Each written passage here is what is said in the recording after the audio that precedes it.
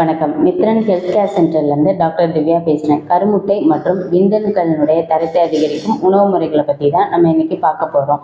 கருத்தரித்தலில் பெண்களுக்கு கருமுட்டை அப்படிங்கிறது எவ்வளோ முக்கியமானதாக இருக்கோ, அதே போல் ஆண்களுக்கு விந்தணுக்களினுடைய தரம் அப்படிங்கிறது ரொம்ப முக்கியமானதாக இருக்குது.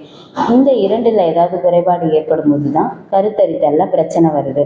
ஒரு பெண் குழந்தை பிறக்கும் போதே 3 லட்சம் கருமுட்டைகளோட பிறக்கிறாங்க. நாளடைவில் வளரும் போது இந்த கருமுட்டையினுடைய எண்ணிக்கை பார்த்தோம் அப்படின்னா குறைஞ்சிக்கிட்டே வரும். பெண்கள் வளர்ந்து பூப்படையும் போது, அதாவது பியூபர்ட்டி ஸ்டேஜ் வந்துட்டு அட்டன் பண்ணும்போது ஒரு மாதமும் ஒரு கருமுட்டை முழு வளர்ச்சி அடைந்து அது கர்ப்பப்பைக்குள்ளே போகும். பிறகு அது விந்தணுவோட சேர்ந்து கருத்தரித்தலில் உண்டு பண்ணும். விந்தணுக்களுடைய சேராத கருமுட்டை இருக்கு இல்லையா, அது வந்து கர்ப்பப்பை சுவரோடு சேர்ந்து உதிரமாக வெளியேறும். இந்த உதிரப்போக்கு தான் நம்ம மாதவிடாய் சுழற்சி, அதாவது அதுதான் மென்சுரேஷன் அப்படின்னு சொல்லிட்டு சொல்கிறோம். ஸோ பெண்களுக்கு கருமுட்டை அப்படிங்கிறது எவ்வளோ முக்கியமானதாக இருக்குது அப்படிங்கிறத தெரிஞ்சுக்கணும். முழு வளர்ச்சி அடைந்த கருமுட்டை, ஆரோக்கியமான விந்தணு, இது ரெண்டும் சரியாக இருக்க பட்சத்தில் தான் ஒரு ஆரோக்கியமான குழந்தை வந்துட்டு பிறக்க முடியும்.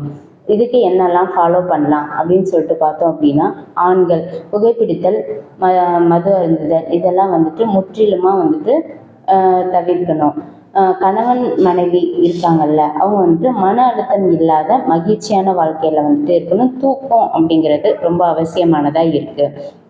டெய்லி ஃபுட் ரொட்டீன் அப்படின்னு சொல்லிட்டு பார்த்தோம் அப்படின்னா, பச்சை காய்கறிகள் அதிகமாக எடுக்கணும், பழ வகைகள் அதிகமாக எடுக்கணும், கீரை வகைகள் மெயினாக முருங்கைக்கீரை அதெல்லாம் வந்துட்டு கட்டாயம் வந்துட்டு எடுக்கணும்.